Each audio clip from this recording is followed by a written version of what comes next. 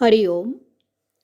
योगदास श्री जयगणेश जोशी यांनी केलेले आत्माराम या ग्रंथाचे हे निरूपण. अध्याय 3, ओवी क्रमांक 13. जे चळे ना ढळे, अग्नीमध्ये न जळे. जे चळत्यामध्ये परी न कळे, उदकी बुडे ना. श्री समर्थ येथे आत्मारामाची वैशिष्ट्ये सांगत आहेत. आत्माराम परम ऊर्जा आहे, ते परम चैतन्य आहे. असे असूनही श्री समर्थ आत्मारामाचे वैशिष्ट्य सांगत आहेत की आत्माराम चळवळ करत नाही, आत्माराम आढळ आहे. हे समजावण्यासाठी आपल्याकडे सूर्याचे उदाहरण आहे. हे समजण्यासाठी आपल्याकडे सूर्याचे उदाहरण आहे. आपल्या पृथ्वीचा तसेच सूर्यमालेमधील ग्रहांचा विचार करता सूर्य त्याची जागा कधीही सोडत नाही. सूर्यमालेमधील ग्रहांचा विचार करता सूर्य स्थिर आहे, तरीही त्याच्या केवळ उपस्थितीमुळे पृथ्वी आणि ग्रहांवर अनंत कर्मे होतात. याचप्रमाणे आपल्या अंतःकरणामध्ये अंशात्मा स्थिर आहे, आढळ आहे, आणि तरीही केवळ त्यामुळेच आपल्या देहाचा सर्व कारभार सुव्यवस्थित सुरू राहतो. ब्रह्मांडाच्या केंद्रस्थानी आत्माराम स्थिर आहे, आढळ आहे, आणि केवळ त्यामुळेच ब्रह्मांडाचा कारभार सुव्यवस्थित सुरू आहे. अग्नी अन्य गोष्टी जाळू शकतो, परंतु अग्नी स्वतःला जाळू शकत नाही. श्री समर्थ सांगतात की आत्माराम अग्नीमध्ये जळत नाही. आत्माराम परम ऊर्जा आहे, त्यामधूनच अग्नी निर्माण झाला आहे. अग्नी हे परम ऊर्जेचेच स्वरूप आहे. त्यामुळे अग्नी आत्मारामाला जाळू शकत नाही. हवा आहे आणि ती जाणवतेही, परंतु ती दिसत नाही. तिला दाखवता येत नाही, तिला बांधून ठेवता येत नाही. याचप्रमाणे आत्माराम सजीवांच्या अंतःकरणामध्ये आहे. आत्मारामामुळेच सजीव आहेत. आत्माराम नसेल तर सजीवाच्या देहाचे कलेवर होते. तथापि आत्माराम परम सूक्ष्म आहे. यामुळे जरी त्याची प्रचिती येणे शक्य असले तरीही तो प्रत्यक्ष दिसत नाही. अगदी देहाची चिरफाड केली तरीही तो देहात कुठे आहे ते कळत नाही. आत्माराम पाण्यात बुडत नाही.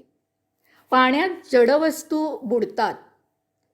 आत्माराम परम ऊर्जा आहे, ते परम चैतन्य आहे. तो सूक्ष्मातिसूक्ष्म आहे. यामुळे अर्थातच आत्माराम पाण्यात बुडू शकत नाही. तथापि कल्पांतामध्ये आत्मारामामुळे पाण्याची वाफ होते आणि ती परम तेजात विलीन होते. आता पुढची ओवी, ओवी क्रमांक 14. जयास कोणीच नेईना, चोरू जाता चोरवेना. कल्पांत झाला तरी वेचेना अणुमात्र. आपण फुलाचा सुवास मुठीत उचलून घेऊन जाऊ शकत नाही. तसेच आत्माराम ही काही एखादी जडवस्तू नाही की कुणी ती उचलून न्यावी किंवा चोरावी. ती परम ऊर्जा आहे, ते परम चैतन्य आहे. त्याला कोणीही घेऊन दुसऱ्या ठिकाणी जाऊ शकत नाही, नेऊ शकत नाही.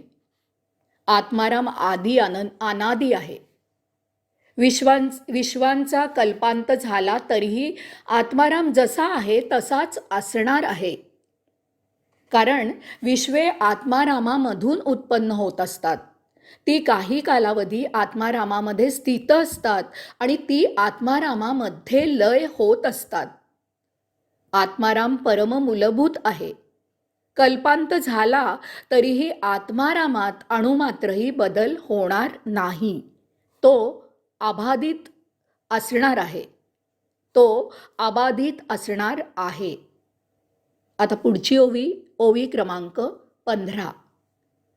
जे ज्ञानचक्षी लक्षिले नव जाये.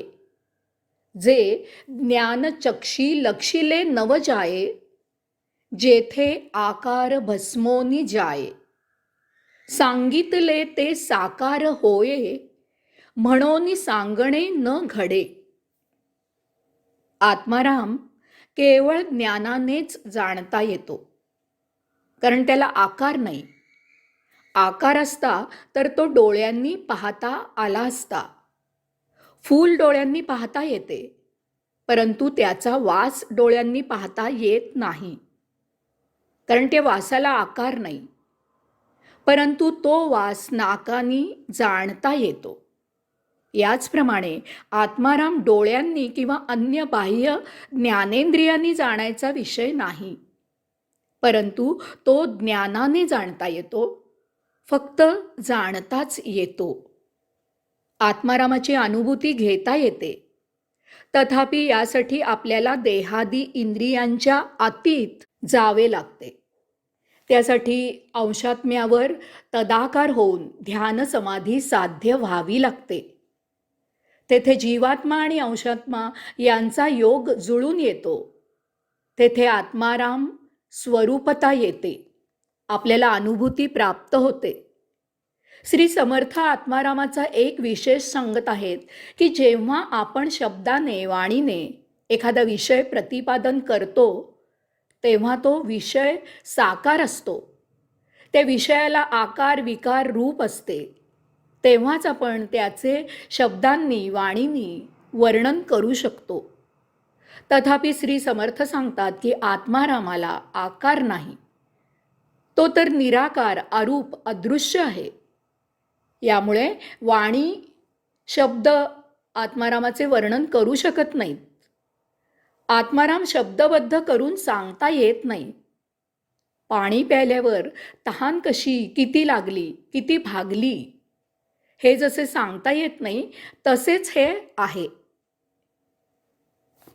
हरिओम.